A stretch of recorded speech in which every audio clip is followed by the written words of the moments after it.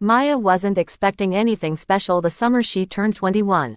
She was still stuck at home in small-town Ohio, still working at her stepdad Ron's greasy auto shop for barely minimum wage, still being dismissed by her mother Tanya and mocked by her stepsister Lauren. There'd never been money for college, at least not for her. College is for trust fund kids, Ron liked to say, usually while tossing back a beer or tossing out one of Maya's belongings that was in his way. Lauren, meanwhile, had learned early how to mimic his cruelty and twist it into sarcasm. So when Ron announced the family would be driving out to Utah for a cousin's wedding, Maya didn't ask questions. A road trip didn't feel like a reward. It felt like a trap she'd already stepped into. By the third day on the road, Maya was regretting not faking an illness or quitting the trip before it started. She'd spent most of the drive curled in the cramped third row of their dented silver van while Ron and Lauren traded jokes at her expense. Tanya sat in the front, occasionally mumbling, "Enough, you two," but her voice never carried much weight. That morning, they pulled into a rest stop somewhere in eastern Utah. Red dust, endless sky, a public restroom that looked like it hadn't seen a mop since the 80s. Maya climbed out to stretch and use the bathroom. She left her phone charging in the van, left her wallet too. Why bring it to a toilet? 10 minutes passed, maybe less, when Maya walked back into the sunlight. Blinking, the parking spot where their van had been was empty. At first, she thought they were hiding. A joke, classic Lauren. But after walking the perimeter of the rest stop twice, dread began to leak into her stomach like cold oil. She sat down on the curb and told herself they'd come back. They didn't. People came and went. A trucker asked if she was okay. She lied, said her boyfriend went to get gas. The man nodded and left. After 3 hours, something inside Maya snapped, not in fear, not in panic, but in clarity. They weren't coming back. Maybe they never intended to. She borrowed a phone from a middle-aged man and called a shelter in Moab, found the number through directory assistance. Told him she'd had a family emergency and needed to get into town. He hesitated, studied her face, then agreed. That night in the shelter, Maya stared at the ceiling of a bunk bed and felt both more terrified and more alive than she'd ever been. No ID, no phone, no safety net, but she had her name, her brain, her will. Within 2 days, she had a dishwashing job at a tiny diner called Red Rock Cafe. The owner, Eliza, was a sharp-tongued woman with crow's feet and a tattoo of a desert hawk on her neck. "You steal anything, I'll dig a hole and forget where I buried you," she'd said with a grin. And so it began. Each day, Maya chipped away at the wreckage of her old life. She got a donated set of clothes. She filed for an ID replacement. Bought a burner phone from Walmart with her first cash tips. She found herself surrounded by strangers who didn't see her as worthless. Who didn't call her a burden. A week later, her phone rang. It was her mother. Tanya's voice was shaking, frantic. She said they had only meant it as a joke. That they'd circled back. That they'd searched everywhere. That Maya had disappeared. Behind her voice, Maya could hear Ron, sneering, tell her to quit being dramatic. And Lauren, laughing, bet she's crying in a ditch. Maya didn't cry. "You wanted to see if I could survive without you," she said, her voice clearer than it had ever been. "Watch me." Then she hung up, and blocked them all. In the months that followed, Maya built a life from ash. Red Rock became her home. Eliza, her reluctant mentor.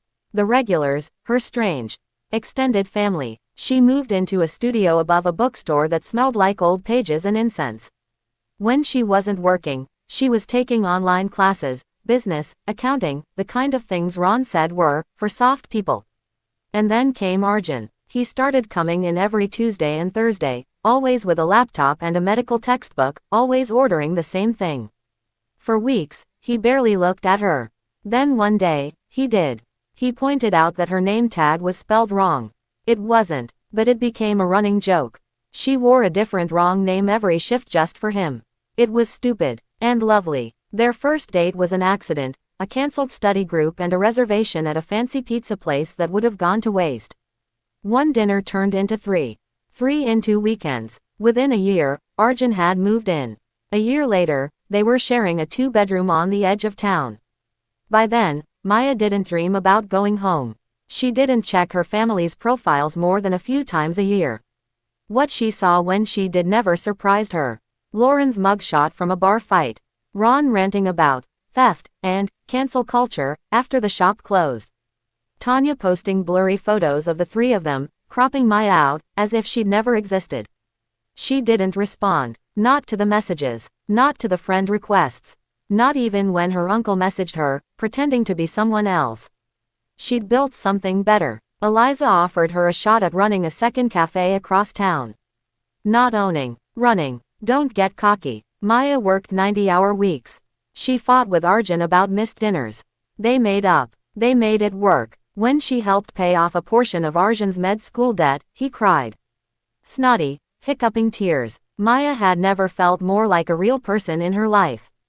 Then her grandmother died, the only person from her old life who'd ever shown her kindness, who used to slip her $20 bills and whisper, "Save it. You'll need it someday." Maya didn't go to the funeral. She sent flowers. No note, no name. 15 years passed. The life Maya had built was quiet and solid. She and Arjun had 2 kids, a backyard, and a cat named Biscuit. They ate breakfast on Sundays and grew tomatoes that never quite ripened. Red Rock had 3 locations now. Eliza had semi-retired but still stopped by unannounced to judge their pie crust. Then, one day, someone viewed Maya's LinkedIn profile 27 times in a single afternoon. All from the same account. Lauren. And 3 days later, Ron, Tanya, Lauren, and a woman Maya didn't recognize, walked into her cafe. They looked older, smaller, worn down. They were there because they'd seen a magazine feature. A paragraph. A photo. One of Tanya's old high school friends had spotted it and sent it with a cheerful, "Isn't this your daughter?" They were there because they needed help. Money. A place to stay. Just until things stabilize. They weren't there for Maya. They were there for survival. She invited them to dinner. At her house, her children set the table. Arjun stirred the enchiladas. The house smelled like cumin and trust. Ron talked about family, about second chances.